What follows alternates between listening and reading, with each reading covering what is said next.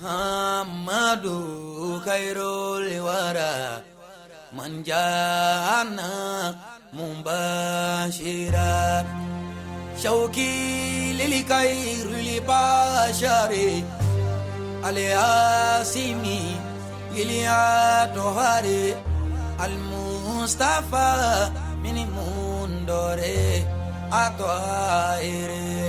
المنظر يزداد شوقي كلما أيندرك بنيا ماما.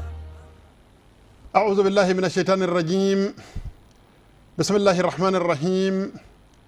اللهم صل على محمد وعلى آل محمد كما صليت على إبراهيم وعلى آل إبراهيم وبارك على محمد وعلى آل محمد كما باركت على إبراهيم وعلى آل إبراهيم في العالمين إنك حميد مجيد. وبعد السلام عليكم ورحمة الله تعالى وبركاته. السلام عليكم من دون أمين تغنيني الله سبحانه وتعالى فيك وشيطان تورما الله سبحانه وتعالى بسيك دو جوانين شيطانة أمبي الله سبحانه وتعالى ديلي على كاندمي كدو أني شيطانة نيونجي ولا دم نافلك دمنا أمبا دمنا الله سبحانه وتعالى تكبرك ماي أصبترك بصادق المصدوق ما على كربا تشنتكي ومؤمن حقل ما كبارا وبارانا يا دمنا نام دمنا بسم الله الرحمن الرحيم يوكا بارا كوبتكي على كربا إن لك تكو شيا سبا أشين شيفو تكو تكيلني على كربا سسمك السنة تشو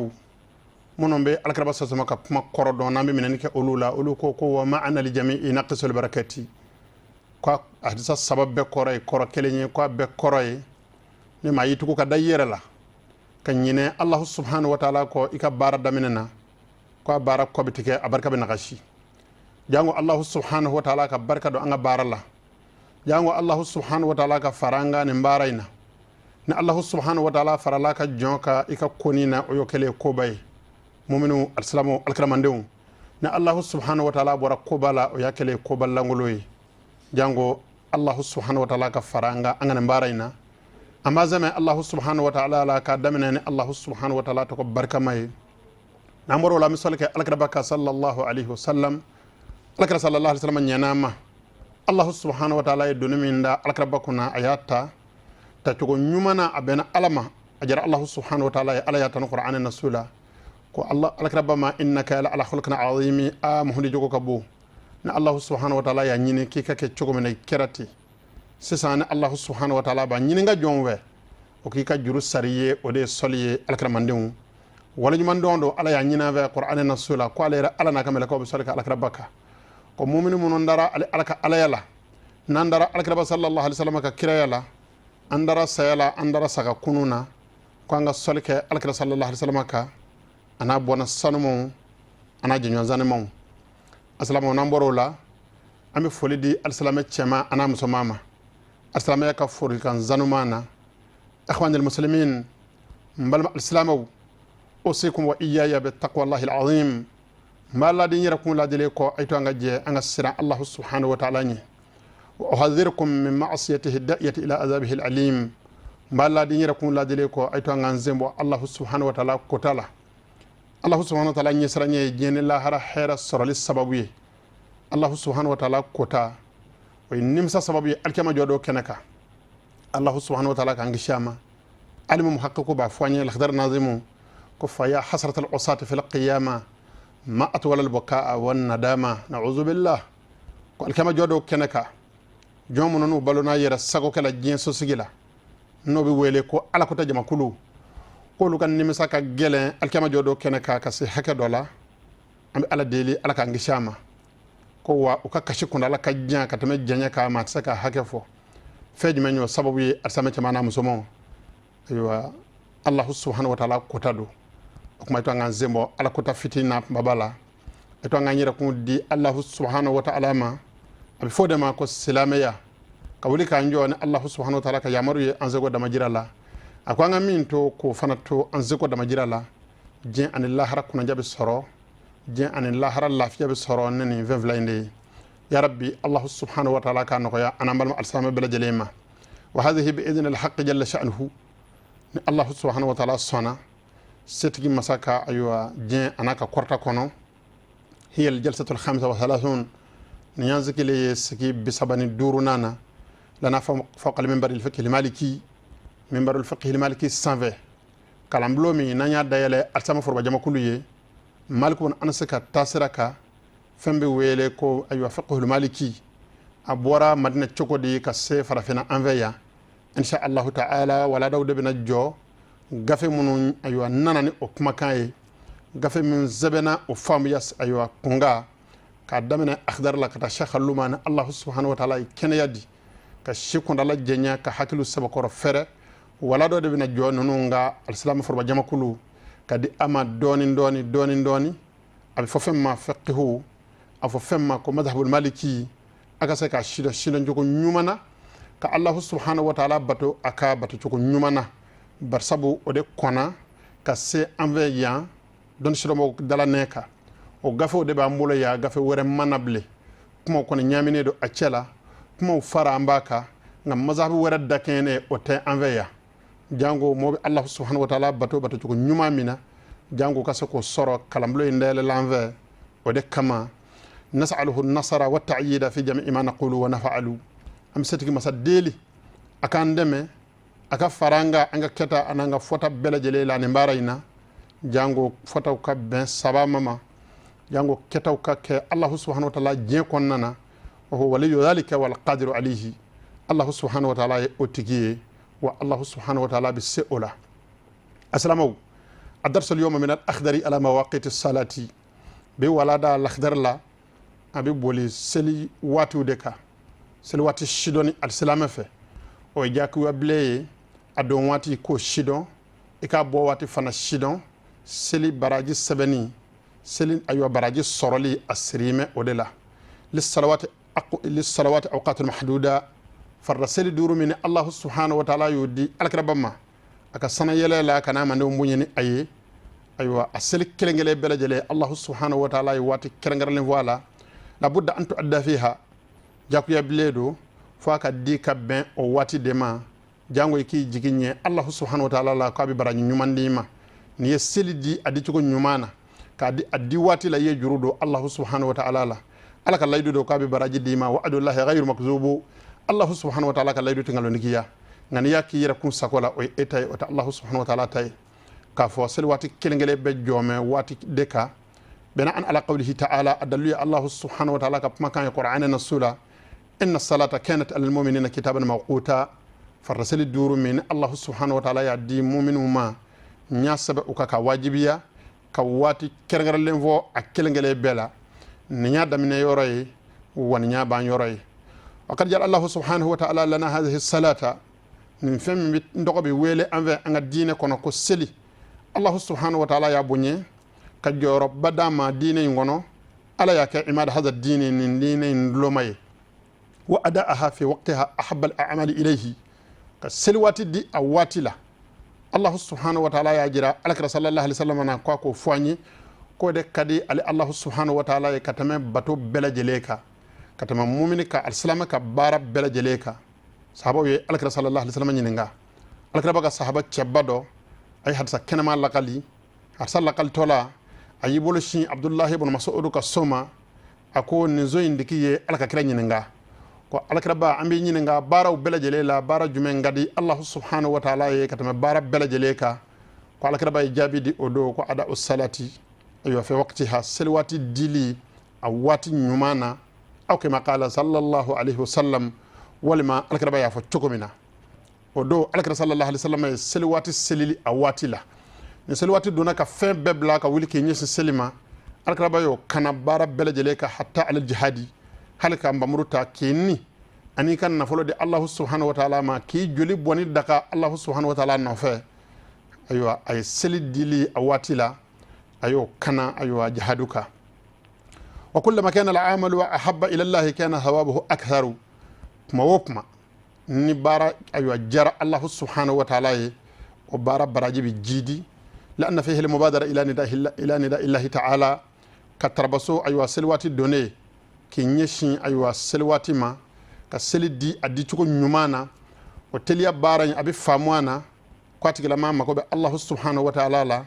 agon yara kata Allah subhanahu wa ta'ala welelima walim tathali li amrihi atelira ka Allah subhanahu wa ta'ala ka yamaru di kum ala ya nyini chukumena obu famiya kono wali'tina obi hadha al-fard al-azim amma ko be selila as-sukolale don seliye selika bo abulo obi famiya kono hani qawaid hadha ad-dini seliye angani ndine ndo se mvlanayi arsalamu nde nyinne do envers mawop ma kullama dakkal waqtu alina al-jarasa mawop ma ni selwatu yindana goshi anga wuli ka bate da koro anga aywa sodara baro wuli anga bitigi dala baro wuli anga Allah subhanahu wa ta'ala ka so magin nama Allah ta'ala ka so soro anga selwati di awati la na yambolo soro bara mununa tobili kala ka tobili jo doni ka alaka wati di sana kala ka sana ka daba da doni ka Allah subhanahu wa ta'ala ka aywa wati di jago kala ka bitigi datugu doni ka Allah subhanahu wa ta'ala ka wati di ninde nyinne do envers alkara sallallahu alaihi wasallam ka puma bende foñi ko ninde kadi Allah subhanahu wa ta'ala yakata manga bara bela jeleka wa adauha qabla waqtiha haramu ka silwati nyini ka shidon ka ke awati la o jakuya ble ni mami villa silwati ma ni yaddi ka soro awati ma se o haramu ye wa mutaakhiruha an waqtiha bi ghayri udhrin ahimu ni mami yaddi aywa ni mami ya kharuya kabo awati ma ka soro darro foyti la وتقول ما يحرم بارا أبي جرم صلى قوله صلى الله عليه وسلم كذا الكربة كبمكا من جمع بين الصلاتين نمهن من دون نمامي السلوات فلا فرنيونغا من غير عذر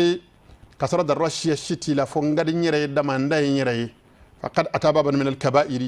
قاتل ما نبونا ما كبائر لا جرم يا فبلولا جرم لا بلبل بامي ناتي يا فانا بدميزان السنف الله سبحانه وتعالى بينيان تناي هل الجنة دوكري غرسكي yani ka saratu tige iba don ko mami java iyere ku java yani ka kabru kon nabba ka alkama jodo kene ceci ka saratu tige ka sika aljina sokono iba do ko cena inana ni fedo wiye inana ni doni do yikuna ina mi nguma ngana ya rabbi allah subhanahu wa ta'ala ka yafa ana bal al-salam bala jalima wa min hamma asbaha fiqhu awqatiha hatman lazima kuma min nan vamuna ka donga fo selwati dili ka kon awati nyoy haramuye ya kharu yali fana ka wawati koro o fana haramuye o kuma selwati famu yali aywa o kalan wajibiyara aywa bela jele ka chafara musoka ala kulli wahidin minna salama kelengelen bela jele khususan al a'immatu wal mu'adhdhinun kerengaral yana ala yamunu ngarsake almamiya aywa al islamiyya kono almamiya la na allah subhanahu wa ta'ala ka so kalfale do uluma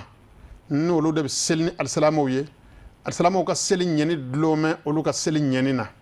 al salamu ka seli cheni dlome olu ka seli chenina wo alimamu de misru ka aywa tikiyabe olu de bolo allah subhanahu wa ta'ala dine tikiya kalfa alkara ma chugomina alkara sallallahu alaihi wasallam taraka dine to don shidombo bolo alkara bako inma ju'ila al-imamu li utamma bihi imo sama alimamu bla anyenem hun mandimu janga ku ladeke akuma korfo bulu faram mbeya o de ka fa al-salamu yanga misru kono balawni mashiba mi vlay alimamu doyale mi vlay senan de dine doy aywa misri allah subhanahu wa ta'ala ka sode ciendo qur'an na siyo sabati wa annal masajida lillahi misri allah subhanahu wa ta'ala tay nga ko qur'an aya keleta ko ke almamu bugalanye ko ke almamu doyalanye ngunde alakra sallallahu na ka sahaba ka baray ka bara mabul ninga almami ma bay an bunya ka kan ase jome alakra ba jonona misri kalfale doama aka puma be mine misri selwati la nay dobo watila ashidon fe adakaledo naye dofara ka ashidon fe adagaledo kamunyu ka almami kono doni naye retarla o fana nyinnedo o kuma misri allah subhanahu wa ta'ala ka soye seli allah subhanahu wa ta'ala tay almami ko bole ay mado blanye aywa o ka seli nanye ambe alaka barade la andi ma kono na aslamo ne jogo juguyay ka nyeshi almamuma ni jogo juguyay ka nyeshi alkaraba ma sallallahu alaihi wasallam ni jogo juguyay ka nyeshi allah subhanahu wa ta'ala ma min nyinnedo salamu fe angan zedo alakara sallallahu alaihi wasallam ka sahaba ko sena sabarala jogo mi maye alakara bala angano kanga tabule anganga almamu bunye anga tu ko anga ko mina ula o mano sabatira ko bunye bade dira almamu ma selwati kalani ka shido o jaku ya ble almamika jango ika seka selni ka misir la moko ye selwati nyumana ka aywa selwati donwati ika jira ula abo wati iko fana jira ula ika baraka siki alakara sallallahu alaihi wasallam na aka sahaba ka baraka وكذلك المؤذنون وتشوكو كيلو مسري ويلي لو فانا كنا سلوات الشدون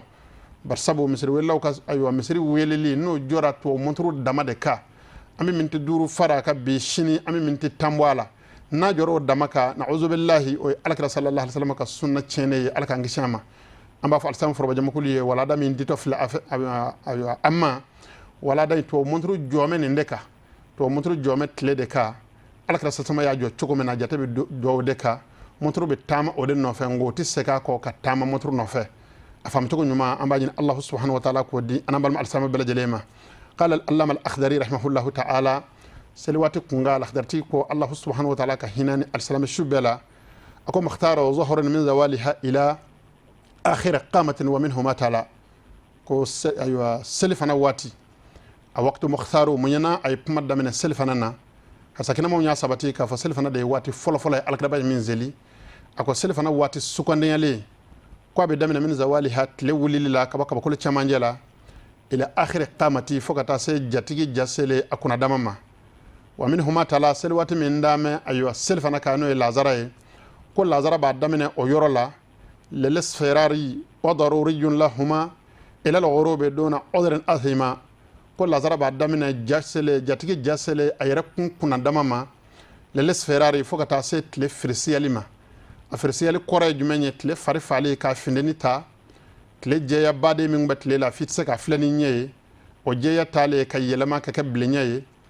tile bilenya bi sigi kokobolo ka abi sigi dugmakolo ka dugmakolo klor bi yelama ka kenera mugula maye aywa afineni bi bampew o de lazara wati labaye o daruriyun lahuma ila al-ghurubi ko selfana an lazara wati darraba uflala ko wati darraba tama fokata set tile benima dona udran athima nimma minye aywa ase o wati ma ka sorla aywa lujratala لجرا مكا سببي وتكلم أيها جرمسرة وقدر ما يسع في المغربي بعض شروطها وشأنها حبي أكو فتري وات السكانية لي كودي وات كنغرني من بين فتري يرى جوكو سبا سلي وات حكمة كسلجي أيها سلجي تمنون لبنك كسلجي نيوماندا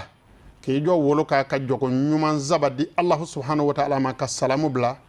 بعد شروطها الشرط سبتي لي كوفا إلى labɛn bɛɛ lajɛlen sabatilen kɔfɛ ko waati kungurunin de bɛ fitiri bolo walil isha'i min maghribi shafaqi li thuluthi wa daruriyyu lil fajri baqi ko waati sugandiyalen safo ye ko b'a ta tile bɛnnen tile bilen min bɛ to ayiwa tile bi fɛ o tile bilen dogoli la li thuluthi fo ka taa se su tilannen ma saba ye su tilan sabanan fɔlɔ wa daruriyyu ayiwa safo ani fitiri o fila waati darila للفجر باقي وبتو سينا فقط سي فجر كنا تشليما اكو وليس للصبح من المختاري قسلام يا شريعه كما وات سوغاندي لفوي دي ايوا سوما فردما الى من الصادق للاسفاري فوكا من فجر كنا فراتشين تيلا فجر كنا فلاي فجر الكاذب بي فجر كنا غلوندغي وبي نورو بوكا باكول تشامانيلا nga noro bi laban ka yelema dibi bi labaka do o kofe fajiri kene tientigi o be noro bo ka damene ka bakolo seleke kelela foka ta se seleke kele ma noro bi ci duguma no noro bora dibiti do o kofe tlebinna o de kofe dondoni foka na tlere kumbo o fajiri kene tientigi no o cira lel isfari foka na se ayo kene fara pewma fibi maye yoro jafe ba don adoni damate fini kilor min ba kana bi kiloru donga bonyona kamina ola kata se ayo tle kumbo lima ako ko de ye aywa sogma fardaka aywa wati sukaniya le wa dariruju ila tulu'i ako aywa wati darula kamina kene fara pewla ila tulu'i fokata se tlere kum bolima ko wati doni de diledo aywa sogma farda aywa wati darulama wa ba'dahu alqada'u fil jami'i ngani aywa ay wati mukhtaru ba foka laba kana aywa wati darulaba ko kuma selwati nunum bela jelela a tɔgɔ bɛ yɛlɛma a bɛ bɔ ada'u la ɲa di a waati la a bɛ yɛlɛma ka bɔ o la a bɛ kɛ qada'u ye n'o ye a juru sarali ye o kɔrɔ ye waati daminɛ yɔrɔ fɔri ye ka waati laban yɔrɔ f'i ye ni seli tɛmɛn'o fila bɛɛ lajɛlen ka i bolo e kɛra juru sarala ye ayiwa i ma seli waati di a waati la n'a sɔrɔ darɔ y'i bila a la alahu subhanahu wa ta'ala yafa min ma o la nka n'a sɔrɔ darɔ tɛ alahu subhanahu wa ta'ala bɛ ɲa ka taa o nɔfɛ ala ka yafa an n'an balima alisalamɛ bɛɛ lajɛlen ma alahu subhanahu wa ta'ala ka hakili ɲuman di an ma ako wa murji ussalata lidaruri ni ma min yesel wati yakharu kana wati darla la a'zim bi dhanbihi siwal ma'zuri ko tigala ma ye jurmu bake فنصر أيوة لجرب مامنا بنوم أو نسي ولا تنفلا نافرق الدرلا إسنانا ولا ميننا نافلة دقاء بعد الصلاة الصبح للكره إلى مرتفع الشمس وبعد العصر لمغرب صلي وبعد الفجر أكون نافلة سلتي الدقاء فجر كنا فرالي كوفة أيوة كوني كما إلى مرتفع الشمس فقطات لسه بقرا قرطا قدر قيد الرمه أيوة قوالي كلا أيوة كنا دم حكه وبعد العصر يكون نافلة الدقاء أيوة لازر سلي كوفة لمغربي فقنا فتر سلي وبعد الفجر أتدقاء أيوة فجر كنا فنتشيلي كوفة أتوك ليلة وحسن ورد نائمي وودعه من بعد تسليم خطيب جمعة أكو أيوة نافرة كون نافلة الدقاء فجر كنا تشيلي كوفة ورد نائمو وي مامي نلا دلا أبي نافلة دو حكا دو سلي الله سبحانه وتعالى يشوكونا بجتي الصصو أني يغلبو يراكا سنات منناي أكا ولي واتيكا أولا كاسر كنا فرلا أي سلي جنيو مندا لبون زبطي ليكو أيا بسكا تليكا كنافلة اندي كفردا دي أدي واتي لا كاسر لا أيوة أواتو درلا مبان كاسر لا أيوة تليكو مبو أدقالي دو أتيكلا ماي أكا واتي يخرو دوني aka ka nafla koren zeli aseli chogo ma ka soroka farda di ka sorla abe wati kono wati mabo o dakale do atigi no te akume nyina fede aka di waqtu mukhtaru daminana ngabina waqtu mukhtaru damina de di nafla zellima ka soroka wati aywa di ka fara oka na ka jando ayerla wati kono ngana bo natsa ka kefu wati ka bo okma nafla tolibi wajibi aka ako to ko kele do akone do aywa arsalama kan nafla seli alimami sigile kofe aywa mimbaru save juma do wa ba'daha aywa akone do iye juma selle bane ko foni tarika so wa mana ahaqtu tulu'i zakai aw ghurubiha wa fi furu'i nafla man yale do tle kun botola ani tle bendola ako ko bolo fara waraw be ni ngorfo ngofe kitab tigi manani oye kitab sharhu ye aywa don shidomba baka man nyuma vara nyonga ko sama ko ke kan yoro indafa o tigila ma ko indal iqamati wa hina al khutbati ko nafla kone do sel farda duru min alkarba sallallahu alaihi wasallam yodi amma akelo kele liqama manake ka ba ko sel kortala mo do sel kono nafla aywa balledo liqama kele ko fe wa hina al khutbati al mami wulle ko ki jo juma do la khutba damene nafla balledo wa hina daqa al waqtu farda wati manakuru nafla be aywa maniya أيضا يافتا مبلمكه وحينما يرقى الإمام المنبر نالمام يقول لك جو منبر سانفا أو كيليدو فهذه فروع التي كيوكيرا كواكو يبولو فرامونو فيه ناما أيوة إدادو أبلكا ولا كوي نونوني السلام أكورفا بكرو مفاي جميني ni dugu jera ko aywa tile bora ni wulla ki jo ki nyeshi koroma iba ye tile ba damine kabakolo duguma nube bo kabakolo duguma abi yelen damine doni abi yelen damina doni ni tlesera aywa fi kabdi sama ikabakolo chama yala ni risala abi zaid al qayrawani tigeka aywa ibara nasra kabakolo chama yala ibaye enyata lable asigimi kungulo chama jaka jabi do isevuranje jabi jenge suma fitini mito ikirefe no suma fitini ye jidi damine o selfana wati folo ye selfana waqtu mukhtaru o bito sena fokata jaka jatigi yere kuna dama ye selfana wati laban oye self aywa lazara wati folo ye aywa obito sena fokata jake jatigi yere nywana fly oye lazara wati labai wa huwa dariro yin la dhuhri oye selfana wati darra aywa lazara wati darlay aywa ni tle firsiyale kata se tle benima oye selfana ni lazara fla wati darlay ni tle bena pew fitri wati suganiyale bido fitri wati suganiyale ye fitri yere joko saba labon bele jele bane ko fe ka sharti nani sabati ki joki nyeshi koroma ka do seli kono ka ta salamu blalima o wati hakade be fitri bolo ni tle bena tle aywa blem mi to tle bi fe no dokora wati mina safu wati sukande yale bi do foka ta se shu tlanzabana foloma ebe wati le bi shujati ni tan flado ni nani soro shula o safu aywa wati aywa sukande yale bane aywa ka damina ola foka ta se aywa kene faralima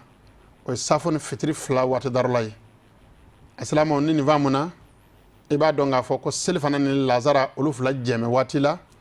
fitri ni safo ulufla jeme watila wa taqtasul akhiratu biqadriha min alwaqti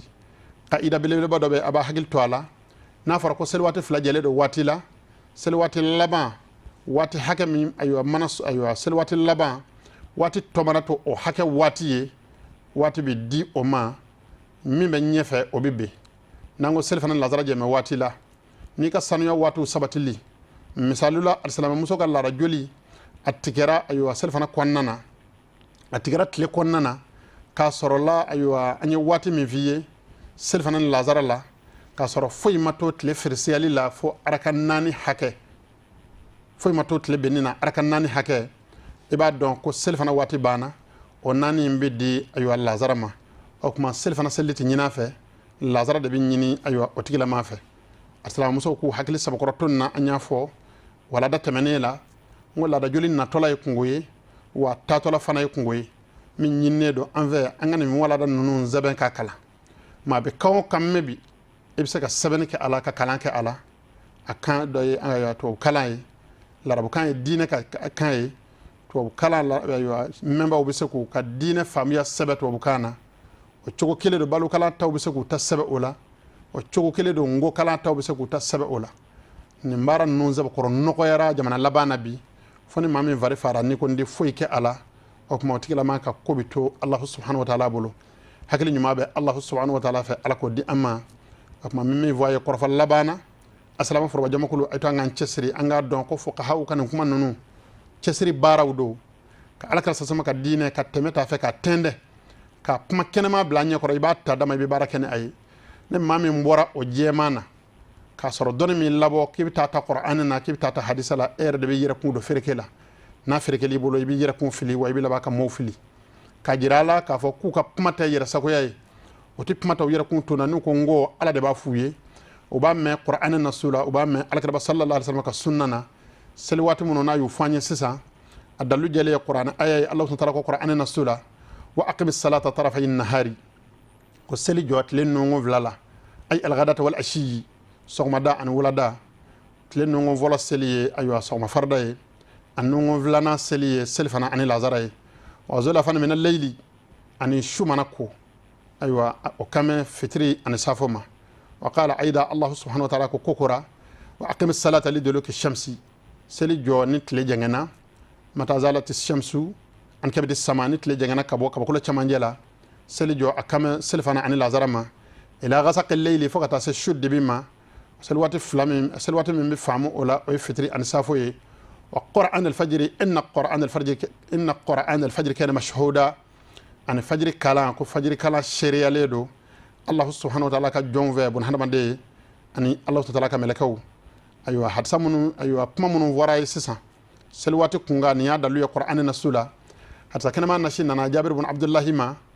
كو جبريل عليه السلام أن على كده بس سلسلة كونو ما من النبي ناكلا سلوات لا kwa nana ma selfana wati kwa kama qum fasallihi alaka kira wuli ka seli kwa alaka sama wulla ka seli hina zalati shamsu kuma mina nitle jangana ka baka bakolo chamanjela ay har sallaka li doni foka ta se aywa selwati duruna ma no so ma farday shen flana na sekra kana kokora selfana wati labana no e jasele jatigi kuna damama ay alaka ba yamaru ya qum fasallihi wuli ka seli alaka wulla ka selfana seli lazara wati anano na chogola fitri wati anano na chogola safo wati anano na chogola sogma farda wati anano na chogola fitri wati de magana kabo awati ma nyanda na ko flana na tonu mbelejele aya begana kata awati labana kajirana ko sel wati kele wati flababulo hatta labana ako ko ma bayna hadaini alwaqtayn waqtu ko femme ben wati flani nyonje ko de wati ahmad bin hanbali ni hadsa lakali imam nasa'i ya lakali tirmizi ya lakali aka sunan kono ونقل عن البخاري قاس أننا كبو إمام بخاري ما أنه قال كو إمام بخاري كون حديثا ما هو أصح شيء في المواقيت كون إن ليه حديثا منغا كنه كتم حديثا بلا جليكا أصابون ننا سلواتي كونغا بمانا أسلامو نيني فامنا أمبا دونغا فو كل اختر تيجي فمي واني سانو بليدو نيامي تافاجي أسولي القرآن نسوي أسولي حديثا كنما نسوي أما فيكو كلايا أما واجب بلي ato nganje sira la damina na kallafu mu damina na ku kodo ama kala konyenye asababu ye doni yere aywa farifai asababu ye wote aywa sira nyumanyi hera sira mi anga saki fiqu kalama anga kalambulo kum barka yale do chokomena bulo nga seki akorolela jango manvia ka seki akorolela janga nga dugma ko ka seki abarka korolela ya rabbi allah subhanahu wa ta'ala ko noko yama aywa korfa la baye min yami du ko nyini arsama furba jama kulu bela jele fane mbarayna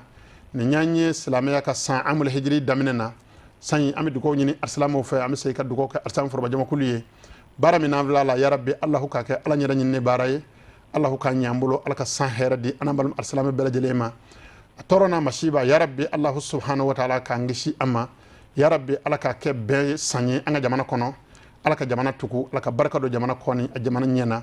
alaka barka do arsalama jamakulu jamana bela jelela o tuku kelela alako kaka alaya kama alako ka alaka raba sallallahu alaihi wasallam abona kama